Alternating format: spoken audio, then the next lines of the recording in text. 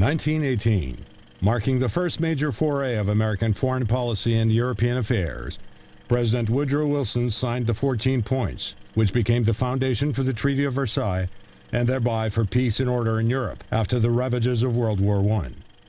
Point 13 singled out Poland to be restored to independent statehood after nearly 150 years of eradication from the maps of the world. By then, Polonii Sports Club had already been in existence for 7 years, established in Warsaw in 1911 under the Russian occupation as a presage of forthcoming independence. Once free, the city of Warsaw blossomed fast as the eastern hub of Europe's social, political, and cultural life. And so did the club, winning soccer vice championships of Poland in 1921 and 1926. World War II brought on the total destruction of the physical structure of Warsaw. Amid the ruins, the club won its first post-war soccer championship of Poland in 1946. Due to its historic legacy, the club battled communist suppression until the regime finally collapsed in Poland in 1989. Now the club celebrates an opportunity to mark its history and spur future achievement with the new state-of-the-art facility at its original historic location in Warsaw. This extraordinary braid of destruction and rebirth of the city and its oldest sports club inspired the design of the new sports and entertainment complex for KS Polonii. The site is located in the heart of Warsaw on the bluffs and slopes of the Vistula River, where the city was first founded in early 1300s. The model shows the site with its urban adjacencies in proximity to the riverfront. This rather constrained 5-hectare site has to accept 4 major elements of the program for the proposed new facility. The 30,000-seat elite-class stadium convertible into a fully enclosed arena, 5,000-seat basketball arena as a separate venue, a hotel spa facility, and a retail component serving both the guests within as well as the general public. The location on the slopes of the west bank of the river is saturated with history and closely intertwined with modern-day urban substance. The medieval retaining walls punctuate the sloping terrain and mark the highlights of history. The one common thread in the passage of time is the continuity of life as nature grows into the built environment and blossoms towards light and open air.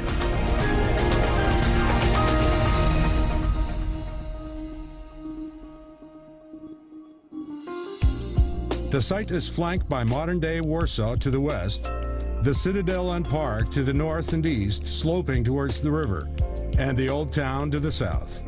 Public transportation in the immediate proximity to the site includes railroad lines, bus and streetcar lines, metro line, and city streets.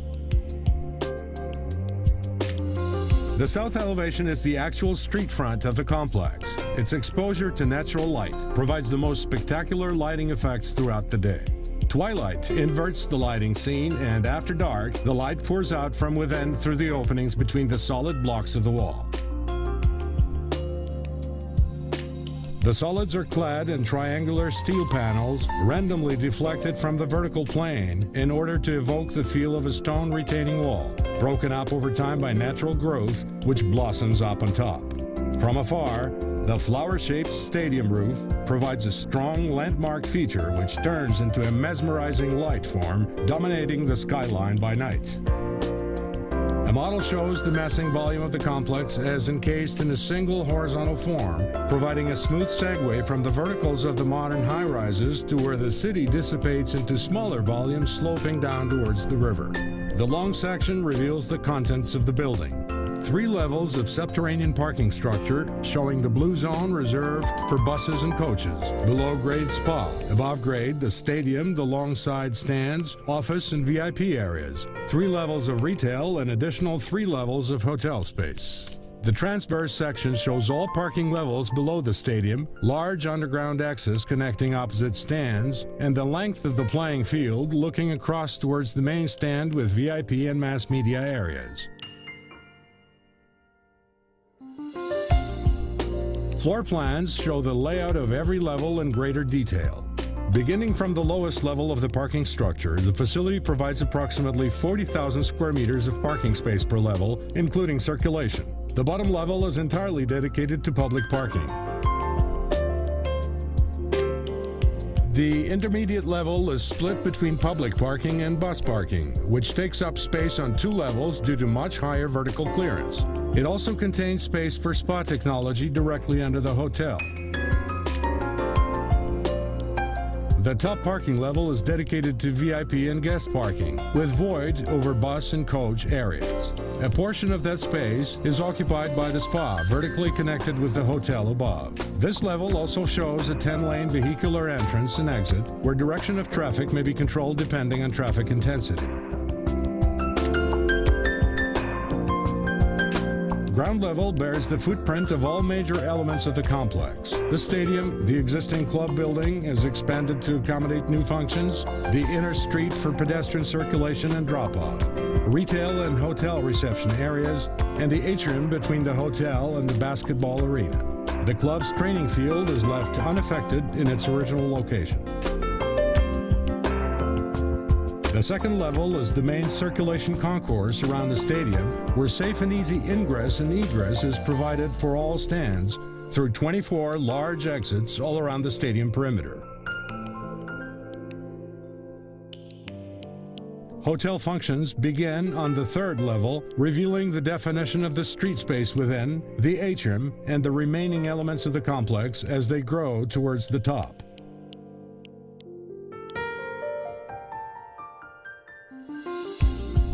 The fourth level shows the location of VIP exclusive areas and circulation restricted to general public, and the way they connect the stadium, the hotel, and the basketball arena above the street and above the atrium.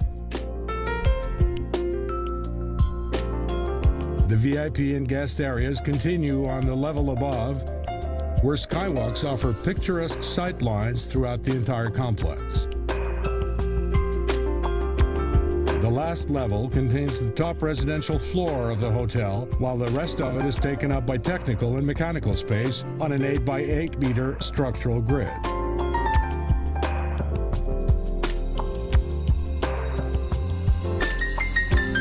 The roof is crowned by the stadium enclosure and shows a large membrane skylight over the internal street. The solar path simulation for the summer solstice animates the sunshade during the longest day in a year, where the playing field is entirely shaded at 5 p.m. and all the stands are shaded at 5:30 p.m.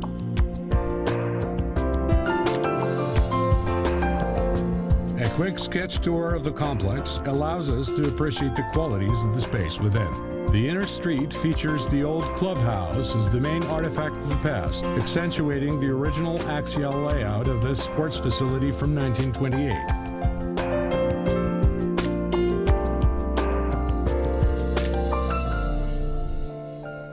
Looking across the street from the colonnade, the 5-story glazed atrium comes into view with its original fountain and reflective pool on the historic axis.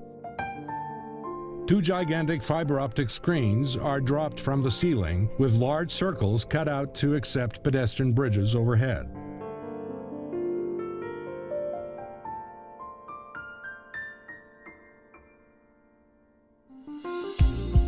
The basketball arena, accessible from the atrium, is loaded on 2 long sides of the court, providing seating for 5,000 spectators and allowing daylight and sight lines beyond the hoop boards, looking towards the internal street on one end and the city street on the other. The upper-level circulation provides access through the atrium to the stadium and the hotel via pedestrian bridges. Between the fiber optic screens, the club logo dominates the scene in a secluded space above the busy commercial ground level. Both ceremonial and team entrance to the stadium is right on the old clubhouse axis across the street.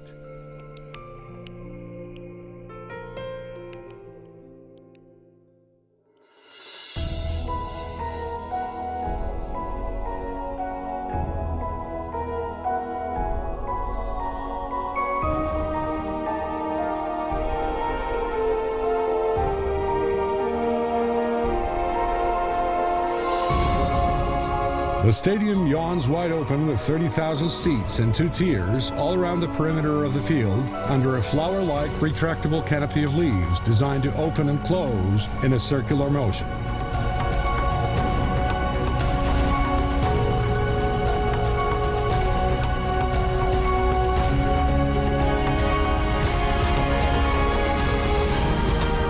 The west stand is crowned with a glazed array of VIP booths on 2 of the upper levels. Games and events can be observed from there very much the same as they would be viewed by television cameras.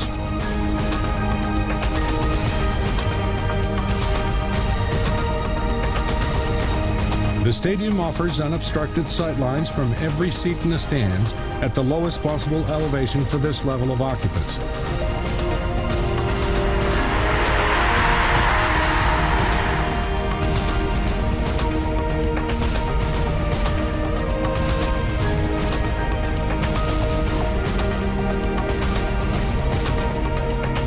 The quality of the surrounding space is aimed at emphasizing that the only natural limit in the spectacle of human achievement and performance is indeed the sky itself.